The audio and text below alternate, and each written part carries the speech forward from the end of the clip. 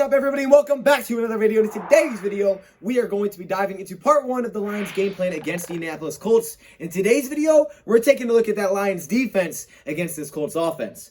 Let's get it started. You know, I got to shout out DoseOfDion, man, because it was actually the first time I went live on YouTube. And, you know, guys don't know DoseOfDion. He put out a lot of good content for the Detroit Lions. Welcome everybody to another video. Glad you guys are here. And yes, we're back to the game plan videos, which is really good news because that means it's kind of officially hashtag Colts week, even though officially it was Monday. Like, this is when we start talking about the Colts. So this is great. This is great. Tomorrow we will be doing our other game plan for the Lions. Lions offense against the Colts defense. And then Friday is our preview / prediction. I like to go through the game plans first. That way I have a really good feel of what to look for during the game. We also like to point out things to watch for when we're watching on TV. It makes it more fun. And also just some players to keep an eye on because I feel like we've done a pretty good job of picking out certain players that would have big games. I mean, Curse, we said last week, he led the team in tackles. We had Trey Flowers, I think, the week before. He had a strip sack. So I feel like we've done a pretty solid job calling out the players that can have big games. And that's what we're going to try to do once again in today's video. But we take a look at the strengths and the weaknesses of the opponent you're going against. And this is always the most fun, I think, is looking at the Lions defense against your opposing offense, because there's always little nooks and crannies, especially against a veteran quarterback that you just aren't ready for. And it's stuff that doesn't show up by simply looking at, okay, here's the team's rushing yards, here's how they're going to perform. That, to me, is what's so fun about these videos. So we're going to start off with this offense. We will get into the film side of things after we go through the stats and things like that. I'll try to keep this part kind of short and sweet, that way we can get into it. But before we get into any of that, I want to let you guys know that there's somewhat of a Halloween drop or a November drop or just whatever, some kind of sale on the Dodge Shop going on right now. I just dropped about 6 new products this morning, so if you guys want to check any of them out, go for it, man. The link is in the description on the Dodge Shop, or you can just look it up in Google, DOD Shop. It's just that simple, Dodge Shop. Look it up, no spaces. It'll come up and you guys can go check out the shop. Everything new is added at the bottom, so there's like hoodies, there's joggers. I know people like the pants. What else is there? There's phone cases. There's the new kind of cloth mask. There's a lot of different things in there. There's socks. There's a lot of things to look at. So if you guys want to check it out. And also, I have a special going on for the Hall of Fame members. If you're a Hall of Fame member, go to the community tab. You will get free shipping. There's a promo code. Use that promo code when you check out and you get free shipping. So that's pretty awesome. So now let's dive into this thing. Let's talk about this Colts offense, okay? And the reason I say that stats can be misleading is because usually they are, especially early in the season. But when you look at this team on paper, when you look at the Colts on paper, their offense kind of is strange. See, the rushing attack by stats is the worst in the league. They average only 3.6 yards per carry. Now, you're probably thinking to yourself, hold up, this team averages 3.6 yards per carry? This offensive line, who is known on paper as one of the best in the league, with now Jonathan Taylor in the backfield, this team is averaging 3.6 yards per carry? Yes, technically on the season, throughout all the running backs, they're averaging 3.6 yards per carry. No, they do not have Marlon Mack because of an injury, but they've had to deal with some injuries on the offensive line, but I think those stats are skewed just a little bit. And the reason being, they have a guy named Jonathan Taylor who has emerged as their number 1 running back, of course, now that Marlon Mack is down, but in the last really 4 games, he's been more of what you would expect from that running back group. In the first 2 games, not so much. And also, when you look at yards per carry, it takes into account everybody is getting the touches. So if it's not working for another running back, and again, their head coach right now, Frank Reich, has been under a lot of heat from Colts fans. They believe that he is not doing a good job calling plays, something that Bears fans are also dealing with. But they don't think they're using certain players in the right situations, including Phillip Rivers and guys like Hines out of the backfield, who is kind of like that outside speedy runner, but they're putting him inside and they're trying to force feed him inside between the tackles, and it's just not working. However, Jonathan Taylor, so far this year, is a guy that you have to keep an eye on. And that's my first key to this game is Jonathan Taylor. Their last 4 games, I know they're only averaging 3.6 on the season, but Jonathan Taylor, his numbers go like this. His first 2 games didn't go well. First game of the season, they play the Jags, only 2.4 yards per carry on 9 carries. Just didn't go well. However, since that game, I would say actually after their second game, because since that game, it's been much better. His second game against the Vikings, 3.9 yards per carry. Still not crazy, but they gave him a lot of carries, 26. They kind of blew out the Vikings. But since then, he's averaged over 4 yards per carry in every game. In 3 of the last 4 games, he's averaged at least 4.5 yards per carry. All right? Against the Jets, 4.5 yards per carry on 13 carries. Against the Bears, 4 yards per carry against a good defense. Against the Browns, 4.8 yards per carry. And against the Bengals last week, 5 yards per carry. Could really slide slide under the radar heading into this game because you simply look at team stats, say they can't run.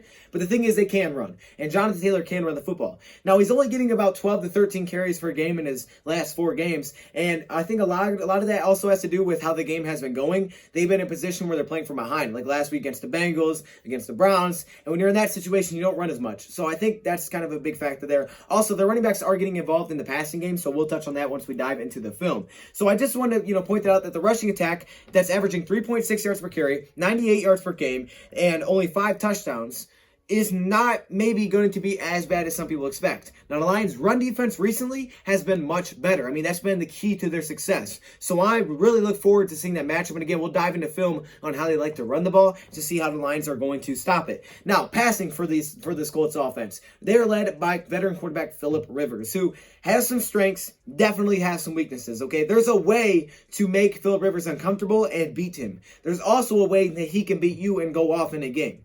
So far this season, maybe he hasn't been perfect, okay? He is completing 69.3% of his passes, which is 6th in the league, and they do have 265 passing yards per game, which is 10th in the league. That's good, but their quarterback rating is 22nd at 92.3, and he also only has 7 touchdowns to 6 interceptions, which is basically 1 a game because they've only played 6 games. So those stats are like, oh no, that's not very good. But he's only been sacked 6 times, which is the least amount in the NFL. So this offensive line that's allowing the least amount of sacks has the worst rushing attack in the league. Sounds crazy, right? I know it sounds crazy. So I don't think this rushing attack maybe is as bad. I think early in the season and just maybe some of the ways they're getting running backs involved have really deflated the numbers. But I think when you have Jonathan Taylor in that backfield, we know how talented this guy was coming out of the draft. He's going to be a key player. And on the passing game, he's actually been pretty impactful where it's like, oh wow, that doesn't look like a huge weakness. Like, they're not throwing deep routes to him, but he's still involved in the passing game and he's making the most of it for the most part. They're 23rd in the league on third down conversions at 39.2%, and they're 26th in the league on the red zone conversions at 52.2%. But that changed last week, as last week against the Bengals, they were 4 for 4. So definitely improved there against Cincinnati Bengals. Again, not the best opponent, but now they have a bye week. They have some more time to prepare for the Lions. So it seems like they could put up some better numbers against Detroit. So the Lions have their hands full. I mean, you got a veteran quarterback. You got all these little things going on. You have a good offensive line. You have talented players. I would say maybe their biggest weakness on paper is their weapons on the outside, but they're seemingly getting healthy. Paris Campbell's returning. Michael Pittman could be back. You still have T.Y. Hilton, who doesn't seem to be the T.Y. Hilton we all seem to know and love, but he's still T.Y. Hilton. And their tight end group is deep and talented. And again, misusing players is a big problem with a lot of Colts fans right now, but they still have a lot of talent. So now let's dive into the film side of things. Let's discuss this into more detail. I'll see you guys over there. Here we are onto the film side of things, and we're going to be diving into this film session, and we're going to be going through numbers and things like that as we go through this. But I want to show you some of the strengths and weaknesses of this Colts offense, where the Lions are going to have success slowing them down, what the Lions can do to force turnovers, all of that stuff, and how I anticipate Matt Patricia and Corey Unlin to go about their business in this game. So that's what we're going to be taking a look at in today's video. Now, we're first going to start off with this rushing attack. Like I said, Jonathan Taylor has actually been pretty good, but a reason that I feel like maybe they haven't had the most success and maybe they haven't had a breakout game rushing is because of their upfield blocking, their downfield blocking. We'll get into the passing side of things. Make sure you stay tuned until the end because I have a really good theory on how this game could go. Really good theory, I think. I think I have a good one. But either way, let's start off with the rushing attack for this Colts offense, okay? They're not bad at creating the initial hole, and that's what you're going to see here. You're going to see they're doing a really good job of actually creating initial holes for Jonathan Taylor. You can already see it, but it's really about the linebackers in these situations. So they do a good job creating some holes for him to make his decision through, but now it's eventually all about these linebackers, right? And you're also going to see it's important that these secondary players are aggressive, but he has holes to go through. He has options. Now it's about blocking downfield, and that's where I feel like this team lacks. Consistency is blocking downfield. Here you have a receiver that needs to take on this block. If he can hold this block, all of a sudden, look at this lane he's got. Look at this lane Jonathan Taylor has if he can hold that block. But not only does he have to make that play, also this guard, which is Quentin Nelson, has to hold his block. Because if that's there, he's up to the third level just like that. However, you're going to see, unfortunately, that's not how this goes. Boom, you see the cutback because the receiver can't hold his block, so he's forced him back outside. Then he gets off the receiver again and makes the tackle. That play could have been huge. All of a sudden, it was shut down just like that because the receiver was not able to hold his block on the secondary player. That's something that I think is a must to point out here for sure. Here you're going to see a stretch run play. We know about the stretch lines have done much better against that. And this is kind of where you're blocking the guy in your zone, not necessarily a man, at least for the most part in the interior. Now, the interior technically has been better for the Colts when it comes to run blocking. They're averaging 3.9 yards per carry in the inside. Technically, they're better there this this season. And here you go. You're going to get another opportunity. Again, look at the hole that's created. Now it's about blocking downfield. But unfortunately, that's where I feel like they're missing. And a lot of speed, I feel like, is a downfall for this defense. So you have a 2-on-2 here, right? Well, wrong. That doesn't go well. Because as this lineman takes this guy away, this lineman is not able to pick it up in time. They crash through. It's an aggressive flight out of linebackers. And I think we're going to need to be aggressive again to stop the run. The Lions in the last few weeks, the biggest difference to me has been somewhat the personnel, but also the aggressiveness, all right? And just the urgency they played as a linebacker group in the front seven to stop the run. And if they bring that urgency again, they'll have success to shut this run game down, and the Colts won't make an outlier of us and have 200 yards rushing, all right? Let me just say that. Jonathan Taylor won't average 7 yards per carry and make us look dumb if we're aggressive in this game. I think that's what's going to come down to. Stop it right here. I want to show you guys this quick. You're going to see a wide receiver motion. It's something that the Colts love to do. And it's not just something that's, hey, it's fool's gold, they're never going to give it to him. Oh, they do give it to him. So you always have to be prepared. It's just something to watch for. As a defense, it's just something to have your eye on, okay? Because not only will it open up some of their run games and running lanes, but it's something to be prepared for, because once they catch you sleeping, they'll hit you with it, and all of a sudden, you're not there to make a play. Again, just really no blocking down the field here. You just kind of get stuffed. That's just what I want to point out that one. But it was mainly just to point out the wide receiver motion. That's mainly why I showed you this. All right, now I do want to point out this outlier that the Browns had. Browns seemingly dominated this game. But there was a big outlier, all right? It was these two guys. You know why? Because Myles Garrett is going against a backup left tackle. He's not going against Anthony Costanzo and a fully healthy offensive line for the Colts. He's going against a backup left tackle who's coming in. He's like, yeah, I'm making my start against Myles Garrett.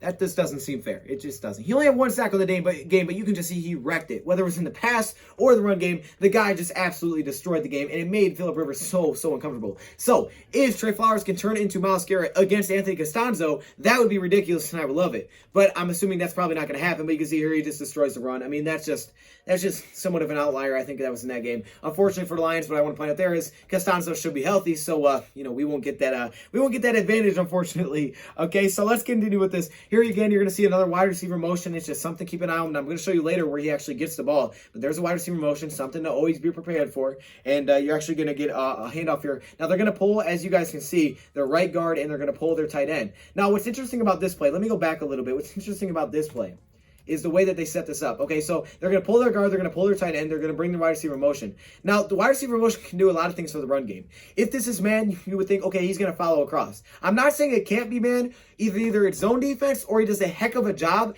reading the run. Maybe snaps it a little bit too early. He follows, and it doesn't get the cornerback out of the play. If the cornerback's over here, this is a ton of room. But he's not. Unfortunately for this offense, he's not. He does a good job of filling this gap, being aware, and once he fills this gap, he takes on the first lead block, boom, right guard. Then you have the tight end, takes on the next linebacker. But all of a sudden, again, blocking downfield, wide receiver, he has to try to come across and make this block. He can't do it. It's shut down. And that run game that had a lot of promise, all of a sudden it's for naught. So I think there's potential they can start breaking runs. But I just wanted to point out the fact that don't count on the fact that just because you look at the numbers and say they can't run, they can't run. There's still things the Lions need to be super disciplined, or they will break out for some big yards. Here again, another wide receiver motion. This time it works really well as it gets the defense kind of fooled. But it's really good blocking here. They actually force a lot of things back inside. They're able to get Jonathan Taylor to the edge. They're able to use his speed. And you can see there, this is a good pickup block. Really good pickup block. And you can see this cornerback, honestly, he probably got fooled by that receiver. That receiver coming across gets him fooled and they run into each other. If he stays his ground and stays disciplined, there's probably a guy out there to stop that, but there's not. So the wide receiver motion is so important in this game. So important. Here, talk about motion. This one's actually an end around. Here he gets the football. Now, this one is just incredible. I mean, this is just athleticism at its finest. You see number 50 here, my guy. I don't know who he is. Actually, that's not Joe Schober. I don't know who he is. I don't know off the top of my head. But either way, makes a heck of a play, gets outside. This is just pure speed. The fact that he's able to run down a receiver is ridiculous. One of the biggest knocks for this Colts team is their playmakers on the outside. This is kind of crazy. This guy runs him down. Sure, he has an angle, but he runs him down. This should be probably a big game because you got a lead blocker, you're feeling good. Nope, no chance. He just runs him down. Lions need speed. And this, to me, is the perfect reason to look out once again for Jaron Kearse. And I think we've done a pretty good job of calling players that would do well. We called Flowers, he had a strip sack. We called Kearse, he led the team in tackles. Now again, look for Kearse in the box because Kearse's speed is going to be super important against these motions. If used him a lot against tight end motions, keep an eye out for him against these motions. But we know our cornerbacks must be able to go up and tackle, and that's something the Browns did well. Some teams did well that stopped the run, and again, it's the place where the Lions have an advantage. I think the Lions are technically on paper built to slow down this run game if they come out with the aggressiveness and the willingness to go make it happen. There you go, another wide receiver motion. motion. Then you go to the play action. Again, I just want to show you guys that wide receiver motion because it's so important. And now we're going to get into this passing attack. Now, one of the biggest weaknesses for Phillip Rivers as a player right now is pretty simple. He is lacking arm strength. I mean, you can ask any Colts fan, he's not going to deny it. He lacks arm strength. He doesn't have a missile. He doesn't have a rocket launcher. Remember when Stafford in that last drive was just out there flicking it 40 yards? Phillip Rivers don't have that anymore. Now, he has that weird kind of awkward arm throw, but I think it's because he's older, and also I don't know how big his arm ever has been, but I know right now, he does not have a missile. He does not have the ability to throw a rope. He can't zip it in there off his back foot. So if you get him under pressure, if you get pressure in his face, all of a sudden you're going to get high passes, and you're going to get passes that the defense can jump. There is a reason he is throwing 1 interception per game by averages. This is an opportunity to get an interception. So here you go. You got the play action. You get simple, a 3-man rush. Nothing even crazy here. You get some pressure off the edge. You get a late blitzer coming here, and just kind of panics a little bit. And since he's not really able to step up, he doesn't step up. He just kind of runs to the side and flicks it. You get a very high pass that gives the receiver no chance, and he is dead in the water as soon as he catches it. I mean, and it's shut down. They absolutely shut it down. I'm going to show you a couple examples, then I'm going to talk about what I think the Lions strategy may be based on what I've seen from Matty P in the past. You see how I made that rhyme? All right, let's keep it going. So, again, running backs are huge. Now, I said running backs make a big play out of the passing game. The reason I said that is because they get 24% of the targets from Phillip Rivers so far this year. 24% of the targets are going to running backs. And yes, Jonathan Taylor has like 17 receptions. Okay, he's getting huge involved, and he wasn't known for that coming out of college, but he's getting very involved. I think a lot of teams what they're doing is really forcing things well underneath, and with maybe a little bit of a lack of playmakers because of injuries, which, by the way, Michael Pittman will be coming back, and they still have them. So with somewhat of a lack of playmakers because of injuries, things like that, maybe some pressure, especially in the Browns game, you force a lot of things underneath. And, that's where you just have to keep it out, and you have to be disciplined there again because they will do it. And it can get frustrating when a team goes underneath, but you just have to be ready for it because that's what they're going to do. Again, another wide receiver motion. It's like one of the main things you're going to see. And if you don't see it on Sunday, I'll do 500 push-ups on stream. You're going to see it at least once. It's just what they're going to do, okay? I probably shouldn't have done that because now they won't. But here you go. See another wide receiver screen. That time he actually comes across both times. Not a screen, a wide receiver motion. He comes across both times, sets up the running back, and just him moving across can open up things like this because when you see he comes back across, it opens up the running back to get some separation. Now, there's still guys out here to make the play, but this receiver running across follows this corner. Man-to-man defense, he follows him out. All of a sudden, there's one less body over there, right?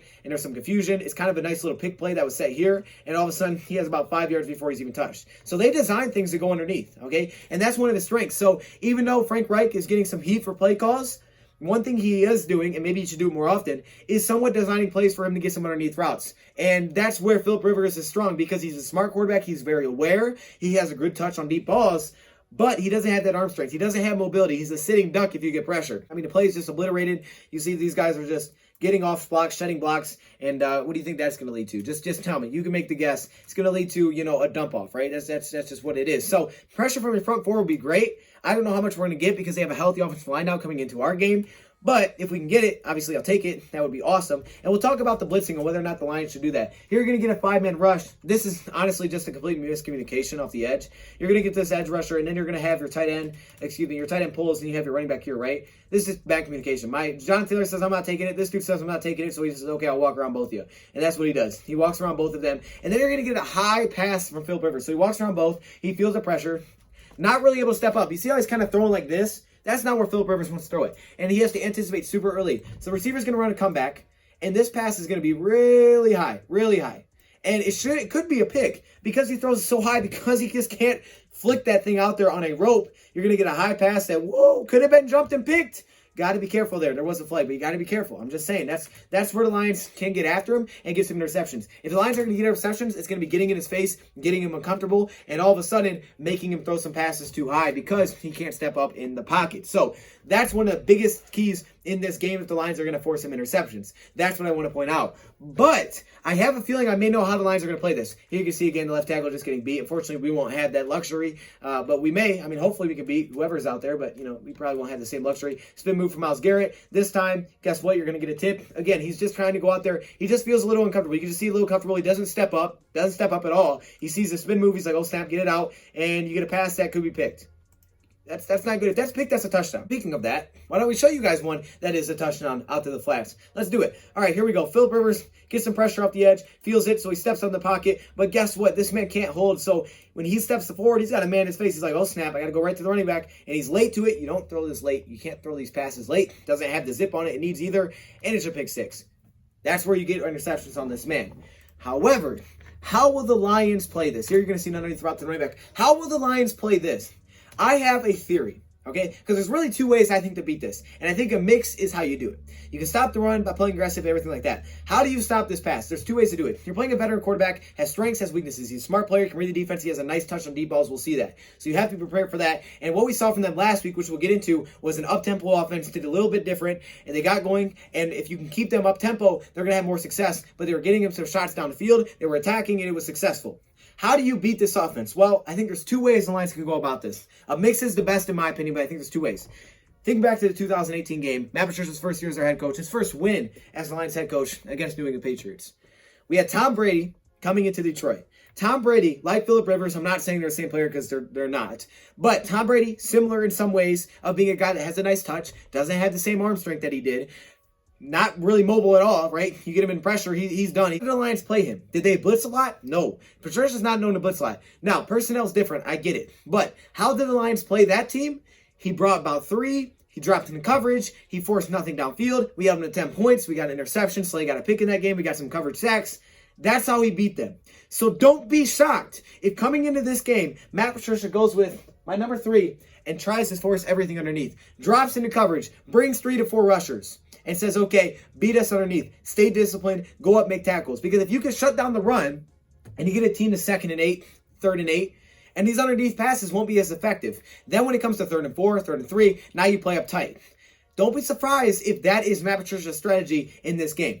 However, I want to see a mix of that and also bringing pressure. I think you have to at least mix in pressure. Now, Phillip Rivers is a vet. He's going to be able to read your defense. He's a veteran, and he can make some plays. So he'll make adjustments. We'll see screens later and why splitzing can kill you. But if you mix it in, and if you do it timely where he's not prepared for it, and you show blitz, sometimes you bring it, sometimes you don't, all of a sudden you can get him some pressure. And as you just get him a little flustered, a little bit, you know, a little bit flustered, you get him a little bit in a position where he's not feeling comfortable, you can shut him down. Look what happened last time we played Phillip. 10 points, right? 10 points last time we played Phillip with a pick in the end zone. Get him a little bit flustered, you're going to see some mistakes, some ill-advised passes. And I want the Lions to mix in some blitzes to try to get him uncomfortable. The problem here is this. How do you blitz a guy with a great offensive line in front of him? You bring 6 or more.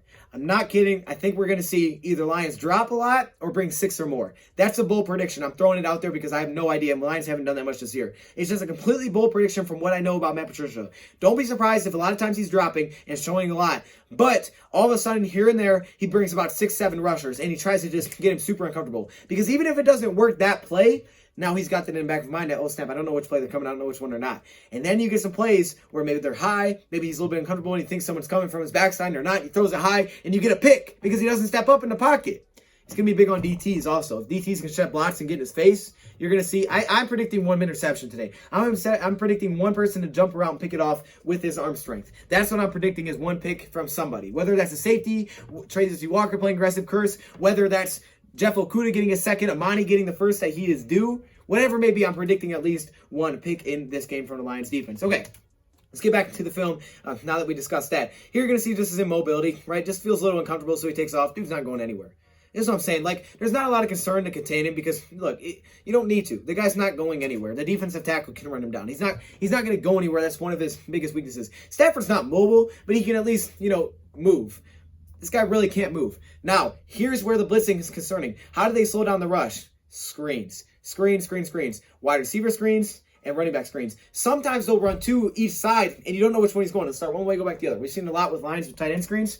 Oh my goodness. Do they love my screens. And it's, again, playing to Phillip Rivers' strength, reading the defense, seeing which way to go, and he attacks it. And making at-the-line adjustments. Against the Bengals, he did a very good job of adjusting at the offensive line of scrimmage and taking command of that offense, making some adjustments pre-snap and finding open receivers. You're going to see a lot of screens from this man. Slow down the rush. How do you do it, right? They bring someone off the edge here. How do you slow down the rush? He screens, right? Because now all of a sudden you have to respect it. Boom, you set a screen up and he gets a nice gain. That's what you have to respect as a defense. So it's going to be important for our secondary players to go up and make tackles because we know they can. That's why I think the Lions are built to slow down this offense. I think the Lions can. Here's the running back screen.